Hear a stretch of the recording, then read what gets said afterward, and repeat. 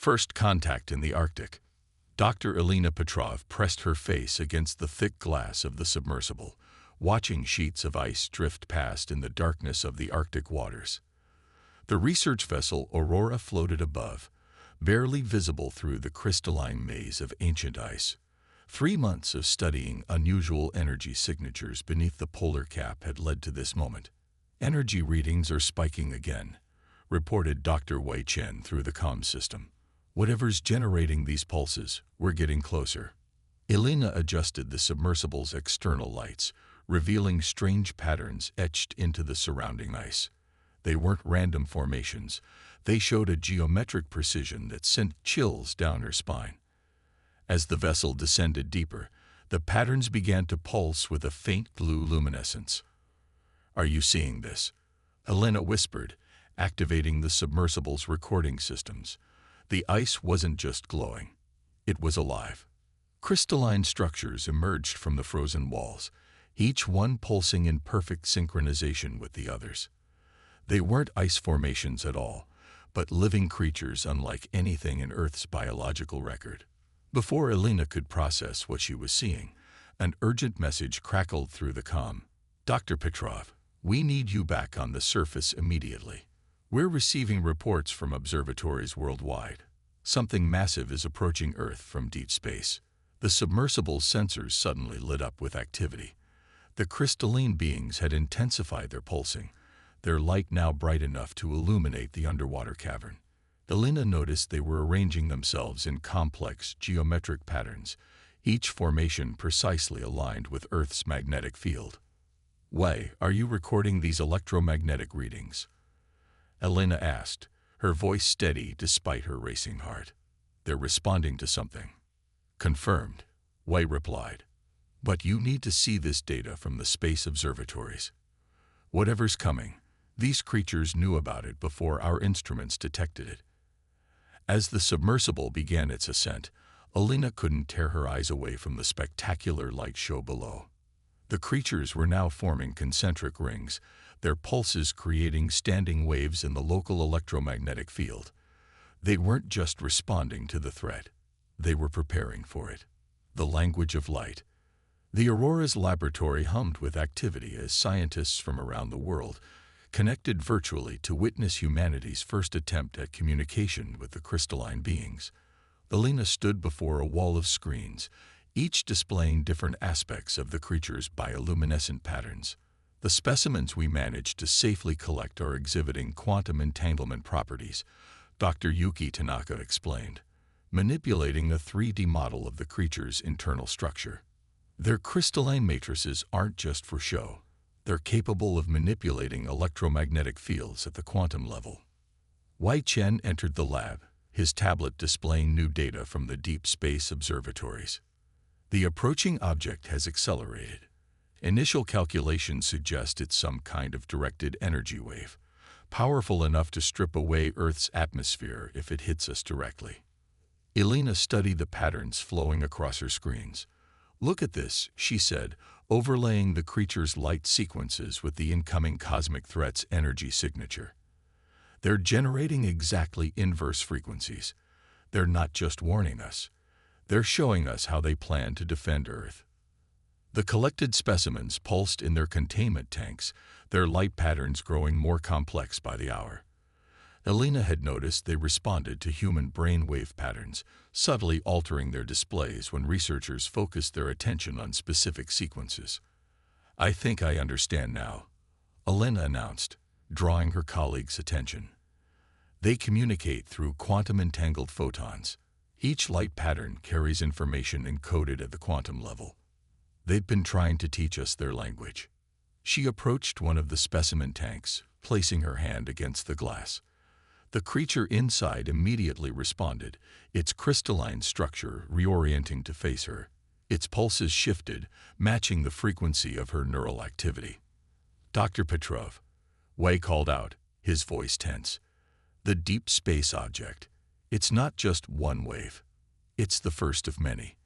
We're looking at a cascade of cosmic radiation that could last for months." The creature in the tank suddenly erupted in a brilliant display, its pattern more organized than ever before. Similar reports began flowing in from research stations around the Arctic. All the creatures were synchronizing, creating a global network of quantum-entangled nodes. They've done this before, Elena realized, her mind racing with implications. These beings have been protecting Earth from cosmic threats for millions of years. The geological record of mass extinction events. They're not just records of disasters, they're records of previous defensive actions.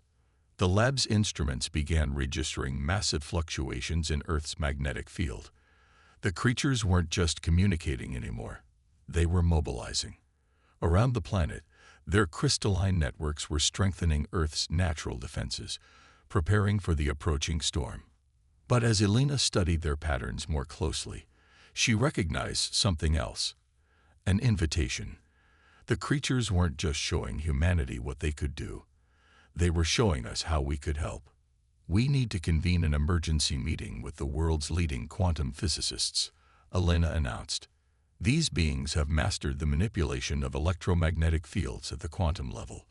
If we can understand their methods, maybe we can augment their defenses with our technology.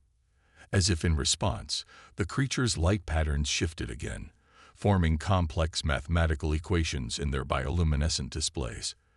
They weren't just Earth's ancient guardians.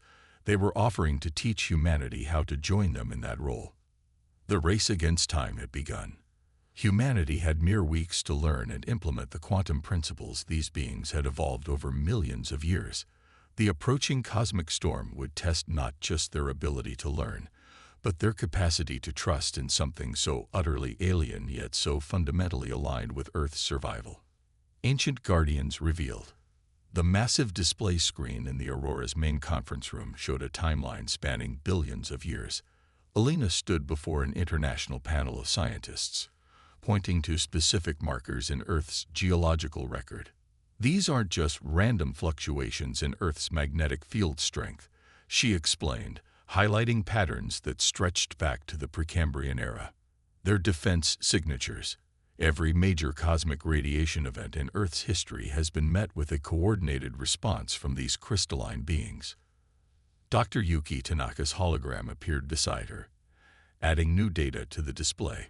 We found trace elements of their crystalline structures in rock formations dating back 3 billion years. They've been here longer than multicellular life. The conference room erupted in murmurs as the implications sank in. Humanity had never been alone in protecting Earth. They'd had silent guardians all along. But why reveal themselves now? Asked Dr. Marcus Reynolds, a quantum physicist from MIT. After billions of years of secrecy, Wei Chen stepped forward, pulling up the latest deep space telemetry. Because this is different. The approaching radiation cascade. It's orders of magnitude more powerful than anything in the geological record. They need our help this time. Elena moved to one of the specimen tanks where a crystalline being pulsed steadily. Its light patterns had become increasingly complex, forming what appeared to be technical schematics in three-dimensional space. They're not just showing us their history, Elena said, her voice filled with wonder. They're showing us how to join their defense network. Look at these patterns. They're quantum circuit diagrams, instructions for modifying our satellite systems to interface with their crystalline matrices. The creature in the tank shifted its display, creating a perfect model of Earth's magnetosphere. Within the projection, thousands of points of light represented its kind, positioned strategically around the planet. Gaps in the network pulsed with a different frequency, spaces where human technology could strengthen their defense grid. We've been approaching this all wrong, Dr. Reynolds realized, studying the quantum diagrams. We've been trying to build quantum computers from scratch, but these beings evolved natural quantum processors billions of years ago. Their entire biology is a living quantum computer. Yuki's hologram walked through the magnetosphere projection, pointing to specific nodes. If we can modify our satellite network to match their quantum frequency, we could create a hybrid defense system. Their biological quantum network combined with our global technology coverage. How long do we have? Elena asked, turning to Wei. He grimly pulled up the latest calculations. The first wave hits in 10 days. The main cascade begins 3 days after that. Elena watched the crystalline being's steady pulses. It had adjusted its pattern to match her heart rate, a gesture she now recognized as one of synchronization, of partnership. "Then we have 10 days to accomplish what would normally take decades," she declared. "We need to upgrade our entire satellite network to function as quantum repeaters, matching their crystalline frequency." The creature's light pattern intensified, projecting a more detailed schematic. Within its quantum-encoded display was the exact information they needed, the culmination of billions of years of evolutionary advancement, freely offered to humanity in their hour of need. "They're not just teaching us how to survive this crisis," Elena realized. "They're teaching us how to become guardians ourselves. This is as much about our evolution as it is about Earth's immediate survival." Around the world, other research teams reported similar breakthroughs.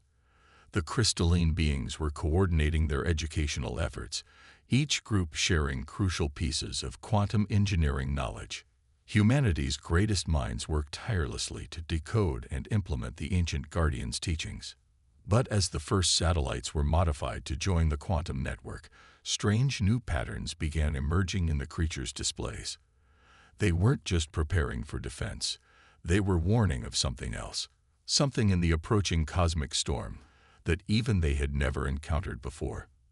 The race to merge human and crystalline technology had taken on new urgency. Earth's ancient guardians had protected the planet for billions of years, but this threat would require something new. A true partnership between two very different species, each contributing their unique strengths to face an unprecedented danger. The coming storm. The night sky above the Arctic Research Station blazed with unprecedented auroral activity. Elena stood on the observation deck, watching the electromagnetic light show that signaled both preparation and warning. The crystalline being's efforts to strengthen Earth's magnetic field had created visible effects in the atmosphere, painting the darkness with shifting curtains of light. Satellite integration at 70%, Wei reported from his station inside. "But we're getting some unusual readings from the quantum network." Elena turned from the spectacular display, making her way back to the control center. The main screen showed a real-time map of their hybrid defense system, human satellites linked to the crystalline being's quantum web. But something was wrong. The network patterns showed distortions she hadn't seen before. "The creatures are detecting something new in the approaching storm." Dr. Tanaka's hologram appeared, her expression concerned. "Their quantum signatures have changed. They're afraid." Elena studied the readings. In 3 billion years of defending Earth, the crystalline beings had never shown fear. "Show me the deep space telemetry." The display shifted, revealing the approaching cosmic cascade. What they'd first detected as a simple radiation wave had evolved into something far more complex. Within the energy storm, patterns were emerging, patterns that looked disturbingly deliberate. "It's not just a natural phenomenon," Elena whispered, the realization hitting her like a physical blow. "These are attack signatures. Someone or something is weaponizing cosmic radiation." The crystalline being in the nearby observation tank pulsed rapidly, its light patterns matching the hostile signatures exactly. But in reverse. They weren't just preparing to shield Earth from radiation. They were preparing to counter an ancient enemy. "Dr. Petrov." Marcus Reynolds burst into the control room, his quantum calculations displaying on every available screen. "The crystalline beings, they're not just Earth's defenders. They're refugees. Look at their quantum structure. It's designed to counter exactly this kind of weapon. They've faced this before, somewhere else, long ago." The pieces fell into place. The creature's arrival on Earth billions of years ago hadn't been random. They'd been seeking a new home after their own world was destroyed, and they'd spent every moment since preparing to defend their adopted planet from the force that had followed them across the cosmos. "All stations, priority alert." Wei's voice cracked through the global command network. "First wave approaching magnetosphere in 15 hours. Quantum network showing signs of strain." Elena moved to the observation tank, placing her hand against the crystal surface. The being inside responded immediately, its light patterns synchronizing with her neural activity. In that moment of connection, she understood what they needed to do. "The satellites aren't just repeaters," she announced. "They're amplifiers. We need to channel Earth's entire power grid through the quantum network. The creatures aren't just teaching us to defend. They're showing us how to fight back." Around the world, power stations began the dangerous process of routing their output through the modified satellite network. The crystalline beings coordinated their efforts, their quantum web pulsing with unprecedented energy as it absorbed and channeled humanity's electrical contribution. The aurora above intensified, now visible even at the equator. Earth's strengthened magnetosphere began to take on new properties, not just deflecting radiation, but actively responding to it. The hybrid defense network had become something entirely new, not merely a shield, but a weapon of its own. Energy wave approaching outer magnetosphere. Way counted down. Impact in 10 minutes. In synchronized action across the globe, the crystalline beings began their final preparations. Their light patterns shifted into combat mode, configurations they hadn't used since fleeing their homeworld. But this time, they weren't alone. Humanity stood with them, their combined technologies ready to face an enemy that had chased them across the stars. The first wave hit like a silent thunderclap. Equipment sparked and circuits strained as the hybrid network absorbed and redirected the hostile energy. Through it all, the crystalline beings maintained their formations, their ancient knowledge guiding humanity's technology in the defense of their shared home. But as the initial attack subsided, the creatures' patterns changed again. They weren't celebrating. They were warning. The first wave hadn't been the true attack. It was merely a test, probing Earth's defenses. The real assault was still to come, and they would need something more than mere defense to survive it. Evolution's gift. The main display in the Aurora's control center tracked the approaching energy storm, a roiling mass of weaponized radiation that dwarfed anything in human records. Elena watched the crystalline beings' response, their quantum network glowing with unprecedented power as they prepared for the final confrontation. "All power systems are synchronized," Wei reported, his voice steady despite the strain showing on his face. "Global energy grid is channeling through the quantum network at maximum capacity." Dr. Tanaka's hologram appeared, manipulating a complex series of quantum equations. "The creatures are showing us something new. These patterns, they're not just defensive formations. They're teaching us how to evolve." Elena studied the intricate light displays filling the observation tanks. The crystalline beings had arranged themselves in configurations she'd never seen before, their quantum matrices resonating at frequencies that seemed to bend the fabric of space-time itself. They're not just using quantum entanglement to communicate, she realized. They're using it to accelerate evolution. They're crystalline structures. They can modify their own quantum states in response to threats. And now they're showing us how to do the same. The main attack was minutes away. Around the world, the hybrid defense network hummed with power as human technology merged with ancient alien knowledge. But the crystalline beings knew it wouldn't be enough. They needed something more, a fundamental change in how both species interacted with the quantum fabric of reality. "Look at these patterns," Marcus Reynolds called out, his quantum calculations revealing something extraordinary. They're not just sharing information. They're sharing their evolutionary adaptations. The quantum network isn't just connecting our technologies. It's connecting our species. Elena felt it then, a subtle shift in her perception, as the quantum network's influence expanded. The crystalline beings weren't just defending Earth. They were offering humanity a gift they'd spent billions of years perfecting: the ability to consciously direct their own evolution through quantum manipulation. "Main wave approaching," Wei announced. "Impact in 3 minutes."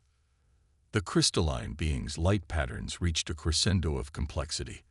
Through their quantum connection, they showed humanity exactly what needed to be done. It wasn't enough to deflect the attack. They needed to transform it, to harness its power and use it to fuel something unprecedented. A controlled quantum leap in human evolution. Reroute all power through the crystalline matrices, Alina commanded. Don't try to block the radiation. Let it flow through the network. The creatures will show us how to use it. The enemy attack struck with devastating force. The quantum network lit up like a new sun as it absorbed and channeled the enormous energy. But instead of merely deflecting it, the crystalline beings began an intricate dance of quantum manipulation, teaching humanity's technology, and humanity itself, how to resonate at entirely new frequencies. The aurora above blazed with impossible colors as Earth's magnetosphere transformed. The crystalline beings had spent billions of years preparing for this moment, gradually adapting humanity's entire biosphere to be ready for this quantum leap. Now, in humanity's moment of greatest need, they revealed their true purpose, not just as guardians, but as guides to the next stage of evolution. Through the quantum network, human consciousness expanded. The crystalline beings shared not just their defensive capabilities, but their entire way of perceiving reality, a perspective honed over billions of years of evolution. In those crucial moments, as the enemy's weapon spent itself against their combined defenses, humanity gained the ability to see and manipulate quantum fields directly, just as their ancient protectors had always done. The attack subsided, leaving behind a transformed Earth. The hybrid defense network had become something more, a permanent bridge between two species that were no longer quite as different as they had been. The crystalline being's gift had changed humanity forever, awakening latent quantum abilities that had been carefully nurtured since life first emerged from Earth's oceans. They knew, Alina said softly, watching the crystalline beings pulse with calm, steady light. They've been preparing us for this since the beginning. Every defense, every intervention, it was all leading to this moment. The quantum network hummed with new purpose as humanity took its first steps into a broader understanding of reality. The enemy that had followed the crystalline beings across the cosmos had unwittingly helped trigger exactly what the ancient guardians had been working toward: the birth of a new species that combined human innovation with the quantum mastery of their protectors. In the observation tank, the crystalline being pulsed with a simple pattern, not of warning or defense, but of welcome. Humanity had passed a crucial test, proving themselves worthy of the gift their ancient guardians had preserved for them. Together, they would face whatever new challenges the cosmos might bring, no longer as protector and protected, but as equal partners in the ongoing story of evolution.